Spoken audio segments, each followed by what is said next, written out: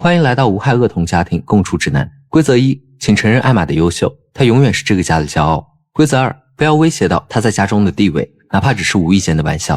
规则3，当她称赞你的随身物品时，这意味着她将不再属于你。规则4，即使她以最真诚的目光邀请，也请务必婉拒与她独处的每个机会。当你开始认真聆听这些规则时，请先确定身后是否有人正在欣赏你专注的模样。那么故事开始，女主艾玛正隔着窗户冷漠地盯着池塘里溺水的小猫，看着她拼命扑腾，艾玛眼里没有一丝怜悯，反而抬手将窗帘一拉，干起了自己的事儿。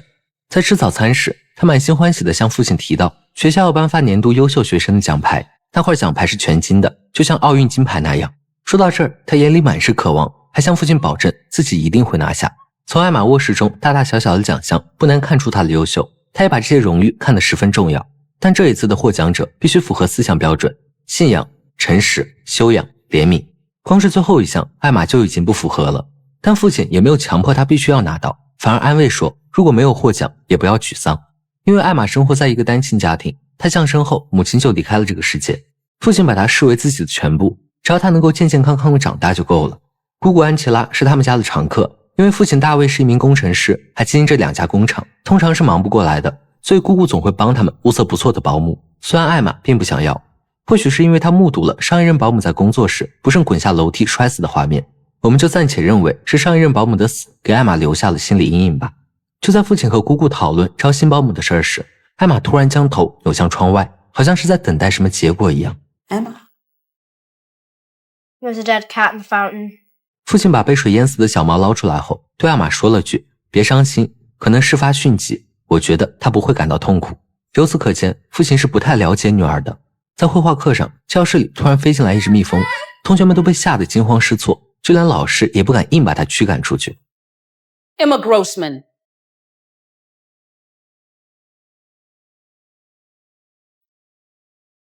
Thank you, Emma. You're welcome, Mrs. Ellis. 同桌麦洛好奇地问他，你是怎么做到的？艾玛只是云淡风轻地说了句，我们家后院有个蜂窝，而且蜜蜂只有受到威胁时才会发起攻击。这一幕再次说明了他沉着冷静，言谈举止都远超同龄人，基本上不会出现慌乱或者情绪失控。另一边，新保姆来到大卫家面试，她年轻漂亮，还告诉大卫自己想做这一行是因为她喜欢孩子，因为孩子都很单纯，没有成年人那么多弯弯绕绕的心思。这个新保姆克洛伊啊，风趣幽默，能言善道，深受推荐人的好评，很顺利地通过了大卫的面试。可在临走前，他特意询问了一下艾玛是个怎么样的性格。一说到女儿，大卫满眼骄傲，说艾玛聪明伶俐，成绩全优，从来没有惹过麻烦。与此同时，在老师组织的课外活动上，麦洛十分羡慕地把玩着女同学的手表。一旁的艾玛虽然看似毫不在意，满脸冷漠，可就在同学们追闹时，她却突然出现，有意地把女孩撞倒了。 You okay? So sorry. Didn't mean to hurt you. Here, let me help you out. I'm so sorry. You're still in. Let's go. Awesome. 到了深夜，艾玛家异常冷清，只有后院蜂窝发出的嗡嗡声。这时父亲来到艾玛的房间，想要帮她辅导作业，但艾玛却很懂事地说，我知道你很忙，我自己就可以了。 What would you give me for a basket of hugs? Basket of kisses.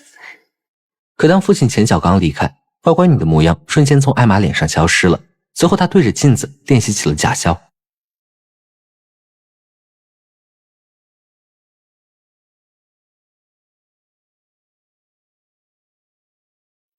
Basket of kisses. Basket of kisses. Basket of kisses. Basket of kisses. Basket of kisses. 就算在父亲面前，艾玛也要隐藏自己真实的样子。第二天就是学校举办的颁奖典礼了，家长要和他们一起参加。此刻的艾玛压根没心情欣赏同学们的表演，眼里只有对那块明闪闪的金牌的渴望。在老师公布金牌获得者时，艾玛终于露出了自信的笑容。 This year, I am proud to award the St. Alden Citizenship Medallion to Milo Curtis.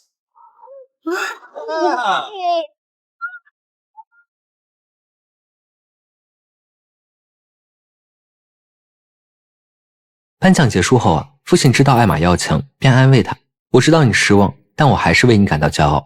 但艾玛却冷冰冰地说，那块奖牌本来就该是我的，麦洛都不敢当着全班人的面说话，他就是个糟糕的学生。直到他看见父亲的表情不对了，才说了句违心的好话。 Mel's my friend. I'm really happy he got it. 但他依然没有放弃想要得到那块金牌。艾玛趁着大人们聊天时，将麦洛引去了树林深处。二人穿过茂密的树丛，来到了陡峭的岩壁边上。随后他一步步地向麦洛逼近，紧紧地盯着对方胸前的金牌。 What do you want? Thank you, now.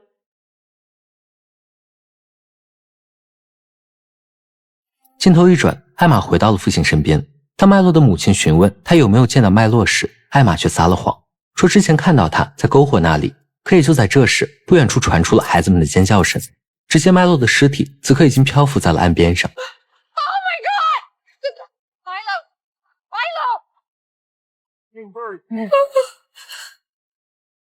到家后，父亲将这件事告诉了姑姑，他还以为麦洛的死是个意外，担心艾玛会不会被吓着，怕这件事成为他的心理阴影。Yes, I'm sure I will.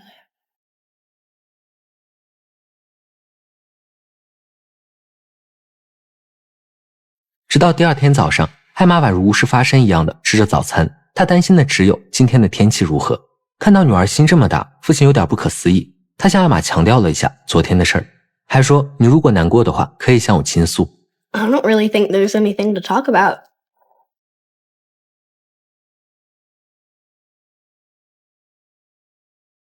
没过一会儿，新保姆克洛伊就来报道了。在大卫给他介绍工作内容时，艾玛和他打了个照面。在父亲面前，艾玛很有礼貌，但父亲刚转身，二人就眼神对峙了起来。当天晚上，趁大卫不在时，克洛伊偷偷来到他的房间，从抽屉里取走了2颗抗焦虑的药。他想着在大卫再犯焦虑症时给他送温暖，以此拉近二人的距离。当他在陪艾玛看电影时，还刻意地问了你的父亲有没有女朋友，但艾玛不愿意和他绕弯子，直言说我看到你偷拿我父亲的药了，你就是个小偷。但艾玛却承诺不会给父亲告状，他要以此来要挟克洛伊。I think I'm gonna stay up past my bedtime tonight. Now go and get me some ice cream. You little bitch. 在麦洛的葬礼上，所有人都被悲伤的气氛掩盖，就连艾玛也不例外。现在麦洛的母亲唯一的遗憾就是她想把那块金牌和儿子葬在一起，但却怎么也没有找到。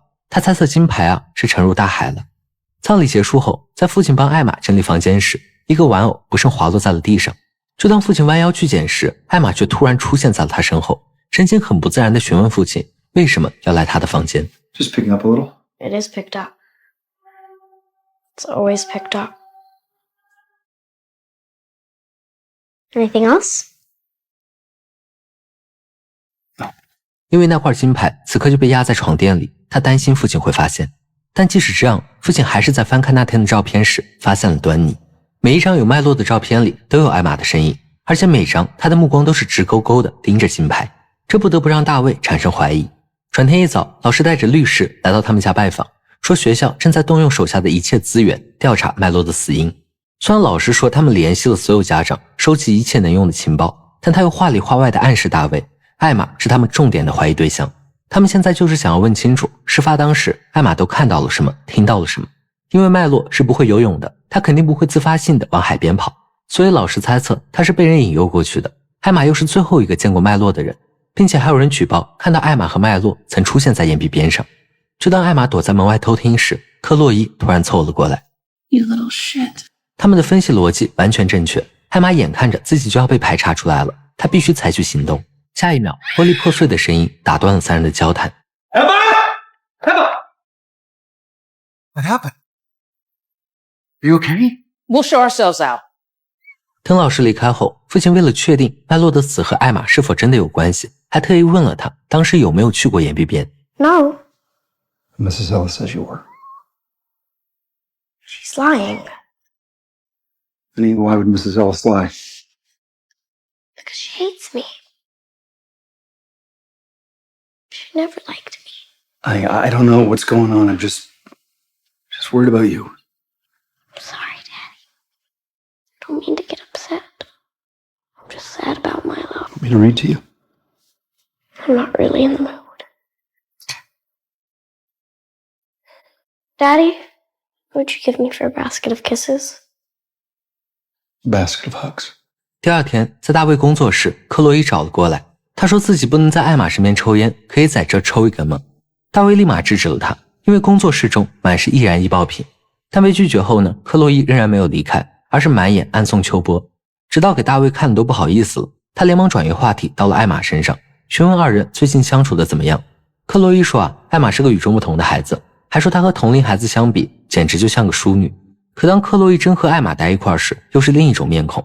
他知道艾玛和自己一样都是精明恶劣的人，于是他为了先掌控住艾玛，骗她说你父亲都已经知道你做过什么了，刚才还在询问我你的情况，但不用担心，我没有戳穿你。就在这时，二人注意到老师来到了麦洛家，他们还在调查麦洛的死因。克洛伊借此机会再次威胁艾玛说道 You better get your story straight or you're gonna get busted. 虽然克洛伊也不能确定是不是艾玛向麦洛推下岩壁的，但他猜到了艾玛当时肯定是没干好事儿。而艾玛也曾看到克洛伊偷拿父亲的药，二人算是都掌握了对方的把柄。为了压艾玛一头，克洛伊吓唬他说小孩被抓进监狱后永远不会被放出来，还会被送上电椅。但艾玛压根不吃这一套。 You're silly. Nobody would put a kid in the electric chair. Do you know what happens in the electric chair? It cooks you.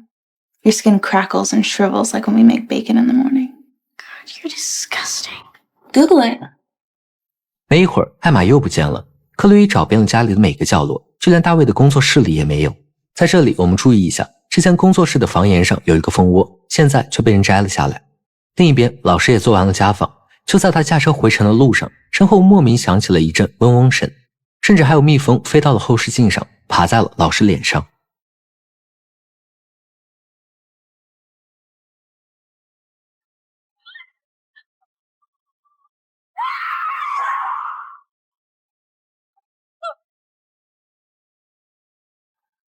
将蜜蜂放出去后，老师又重启了车子，但他并没有意识到更大的危机。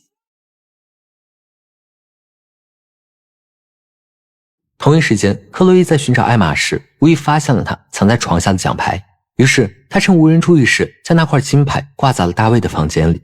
艾玛发现金牌不见了，连忙来到父亲的房间寻找，果不其然，和他的猜测一样，是克洛伊在背后搞了鬼。就在艾玛鬼鬼祟祟的要把金牌拿出去时，父亲发现了女儿的异常。What are you doing? Oh, nothing. What's in your hand? Nothing.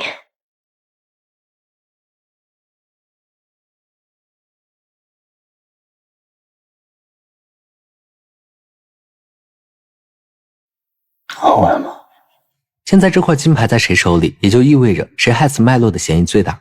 可当父亲质问艾玛金牌为什么会在你这儿，艾玛还想着蒙混过关，她也装作不知情的样子。 It was hidden under the bed. I found it cleaning. Thank you, Chloe. 被克洛伊揭穿后，他不得不向父亲坦白，自己当时确实去过岩壁边，同学和老师指认他的也都是事实。但是艾玛却说自己当时只是和麦洛做了一个游戏，他赢了，所以麦洛才把金牌借他戴了一会儿。再往后，麦洛又发生了什么，他也不知道。随后父亲说，麦洛的母亲一直在找这块金牌，他让艾玛还回去。听到有人想把金牌从他手中夺走时，艾玛又秒换了一副嘴脸。I'm stupid. Milo wouldn't even know if he was buried with it or not. 艾玛的反应让父亲浑身一颤，他从艾玛身上看不到一点对同学遇难的同情，只有极端的功利。艾玛的性格就是，如果用谎言可以达到目的，他就撒谎；如果谎言不能解决问题，他就杀人。在他的行为准则里，只有我想要和如何得到。父亲逐渐开始怀疑艾玛是不是心理有问题，于是立马联系了精神科医生。可就在他前往医院的路上，遇到了一起交通事故，一辆轿车撞在路边的护栏上，车毁人亡。当晚大卫做了一个噩梦，是妻子做孕检时的场景。 There's something wrong with your daughter. I'm sorry. 随后又转到了他们吃早餐的画面，艾玛目光冰冷地说道，好像有东西在喷水池里。 Who did this?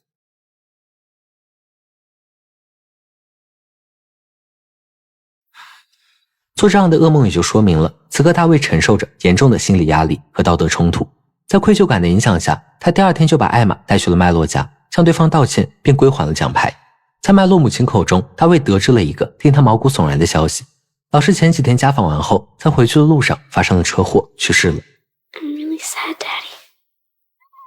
Mrs. Ellis was my favorite teacher. 随后麦洛的母亲又补充道，电视上报道说老师出车祸时，他车座后有一个蜂窝，但还没有调查出蜂窝为什么会出现在那里。听到这里，艾玛赶忙起身向父亲说自己不舒服，想要回家。回去路上，大卫似乎想到了什么，于是到家后，他便立刻来到了工作室，朝着屋顶望去。果然和他料想的一样，蜂窝不见了。现在他基本可以确定，麦洛和老师的死都和女儿有着千丝万缕的关系。当晚，他便在网上搜索起了儿童的异常行为。网上给出了一些症状，比如说缺乏同情心，时常会露出不自然的表情，还有虚伪和控制欲，这些特征都和艾玛一一对应上了。大卫不敢再耽搁，天一亮便来到了艾玛的房间，说要带她去心理咨询室。此刻艾玛虽然表面上装作乖巧懂事的样子，但手已经在桌子下面攥出了血。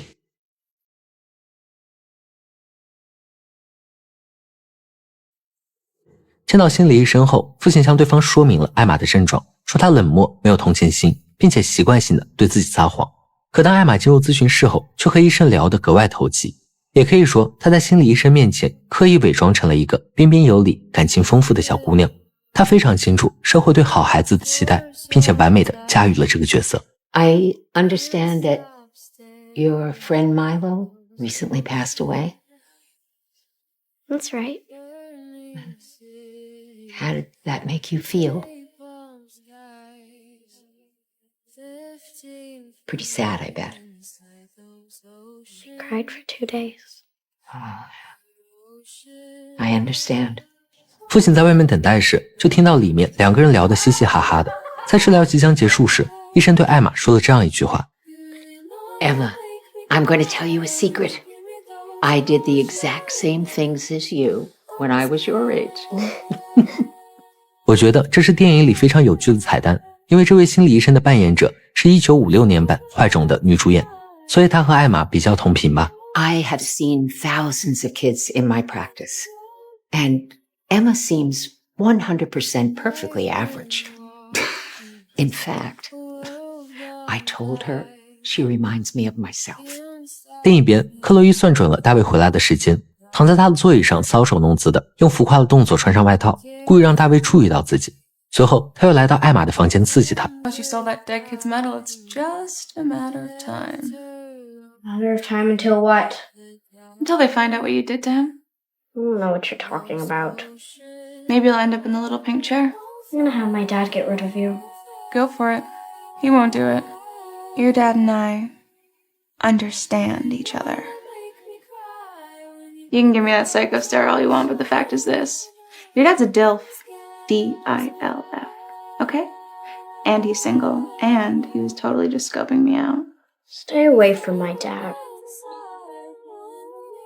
Or what? Wouldn't I make a good stepmom? 克洛伊根本没有意识到艾玛的危险，在他眼里，艾玛只不过是一个被宠坏的小公主。但他想成为父亲的女朋友，甚至想当这个家的女主人的想法，触及到了艾玛的雷区。于是艾玛找到父亲，将克洛伊对自己说的话原模原样的转达了过去。但父亲也明确地告诉了艾玛，这件事是不可能发生的。 I don't want a stepmother. Ever. 虽然说大卫对克洛伊没有什么想法，但他确实在寻找一段新感情了。当晚，就在大卫与相亲对象约会时，家中只剩下了艾玛和克洛伊。他还躺在沙发上看电影呢，已经把自己当成了女主人。这时，大卫工作室那边突然传出异响，克洛伊还以为又是艾玛闯祸了，一边咒骂着，一边走了进去。可当他刚钻进去后没一会儿，卷帘门瞬间拉下，他直接被锁在了里面。还不等他反应过来，屋内突然燃起熊熊烈火。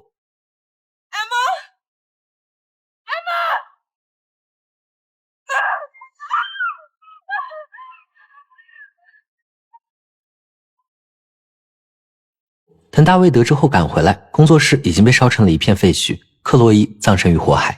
艾玛告诉警方起火的原因是克洛伊在工作室吸烟造成的，但大卫清楚这又是女儿的谎言。他曾经就告诉过克洛伊，工作室里全是易燃易爆品，而且克洛伊就为了抽根烟去他的工作室的意义又是什么呢？等警察离开后，父亲才来到了艾玛的房间。他愈发坚信导致这些人意外死去的罪魁祸首就是艾玛，他只想艾玛亲口告诉他真相。看到父亲发火了，艾玛才被迫讲出了实情。他向麦洛推下岩壁，是因为他要告状自己拿走了他的奖牌。于是父亲又问上一任保姆是怎么滚下楼梯的。艾玛轻描淡写的说道，是因为他紧紧地抓了我的手，然后我踢了他，他就从楼梯上滚了下去。看到父亲不可思议的模样，艾玛补充道， I didn't do anything wrong. She's the adult.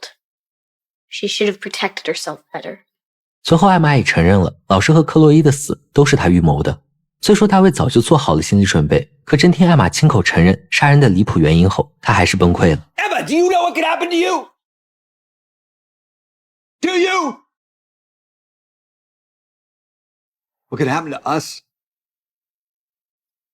Yes, Daddy. They're gonna take me and they're gonna put me in the little chair, the little pink electric chair. I really don't want to go there. I don't want to be myself. Emma, what are you talking about? Chloe said she knew about Milo and one day everyone would. She said that they were going to take me to this little electric chair they put kids in. She told me she was going to be my stepmother. Emma, calm down. I don't want a stepmother! Emma! 艾玛是这一系列谋杀案的凶手，但即使到了这个份上，他也没有一点点悔过的意思，还固执地认为那些人本来就该死。面对这个卸下了乖乖女面具的女儿，大卫感到了无比的陌生。于是第二天一早，他拒绝了警长的约谈，驱车带着艾玛来到了一个湖边小屋，还将一把手枪藏在了床头柜里。没过多久后，大卫又接到了警方的电话，说他们已经找到了火源，是蓄意纵火，现在已经把证据送去了研究所，很快就会真相大白了。于是大卫又在网上搜索起了反社会儿童的特征。一位研究反社会儿童的专家讲解道，一开始他们只会对宠物下手，但随着他们慢慢成长，他们的犯罪率也会逐渐变大，暴力行为似乎存在于他们内心，像是坏种一样深埋着，最终成长一旦发芽就不会再停下。 Emma, you snooping on me? Think you were snooping on me? I told you. I didn't do anything wrong. I would never hurt anyone for no reason. 与此同时，大卫还收到了警方发来的短信，说他们已经找到了重要线索，急需面谈。大卫清楚他们俩已经躲不了多久了，就算侥幸躲过去了，艾玛还会继续他的杀戮，但他又不忍心将艾玛交给警察，让她在监狱中受苦，于是他萌生了一个亲手杀死女儿的念头。可就在当晚，大卫熟睡后，艾玛轻手轻脚地来到他的房间，亲吻了一下父亲的脸颊，随后将卧室门反锁，接着他又来到厨房，将煤气的阀门一一打开。因为艾玛意识到了父亲对他的生命构成了威胁，于是他打算制造一起煤气泄漏，送父亲先走一步。可没料到大卫睡到中途突然醒来，闻到了刺鼻的煤气味，他连忙起身将落地窗打开，随后赶忙来到厨房将阀门拧紧。此刻艾玛就站在不远处注视着他。这一刻大卫心如死灰了，他怎么也不会想到一手养大的女儿竟会忍心对自己痛下杀手。 I'm the only person you have. No. If something happened to you, I'd live without Angela. At least she thinks I'm nice. Oh my god. 艾玛的行为让大卫坚定了亲手了结他的想法。当晚他将一罐安眠药碾碎后放进了艾玛的热巧克力中。当大卫将2杯热巧克力端进去后，艾玛突然说想要加一点奶油，大卫也没有多想，就去冰箱里帮他取。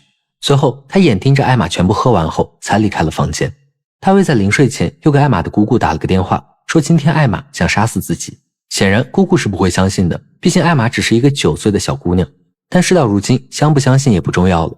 大卫觉得以这样温柔的方式结束艾玛的生命，是他作为父亲对女儿最后的保护。可到了深夜，艾玛却猛然睁开双眼，接着将枪口顶在了父亲面前。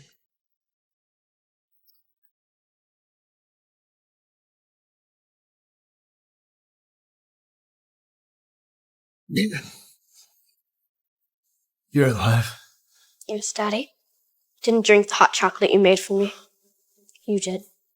When I switched them. 在一番抢夺后，手枪掉落在了地上，而就在大卫趴下拿手枪时，艾玛却拿起了一旁的手机，拨打了报警电话。911, what's your emergency?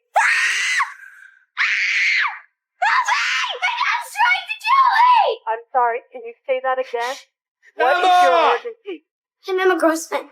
I'm at our lake house.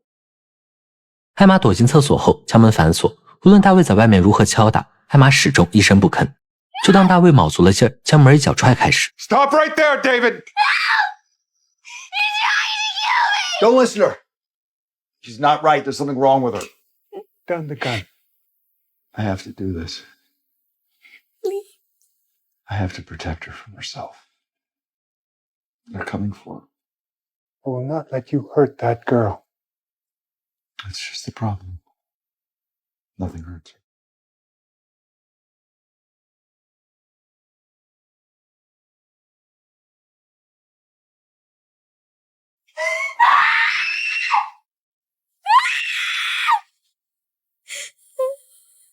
最终大卫倒在了血泊之中，警察们也认为是大卫想开枪杀死艾玛，艾玛变成了受害者，最终被安琪拉姑姑接走。影片至此结束。导演没有给艾玛的恶找理由，也没有刻意煽情的部分，就是讲述了一个父亲眼中的优秀女儿还有着为达目的不择手段的另一面。但说她是反社会性人格，我觉得不是特别准确，因为反社会性人格有一个明显的特点，冲动和易怒，会不计后果的寻求刺激或者报复，但这种上头的行为相伴的就是鲁莽。可艾玛的暴力行为并非是出于冲动，无论是将脉络推下岩壁，还是设计烧死保姆，她都是有着精密的计划的。在事后面对父亲或者警方的质问时，她能面不改色地编造谎言，甚至反过来用感情绑架父亲，让他成为自己的共犯。这种对局势的掌控力应该远超于反社会型人格，但影片中也没有直接说明他这种性格是先天的还是后天环境造成的。有可能是因为母亲早逝，他缺乏母爱导致的，也可能是父亲疏于对他性格缺陷的觉察，或者是其他更复杂的原因，我们就不往深里讨论了。好了，谢谢你又陪我看完一部好电影，我们下期再见。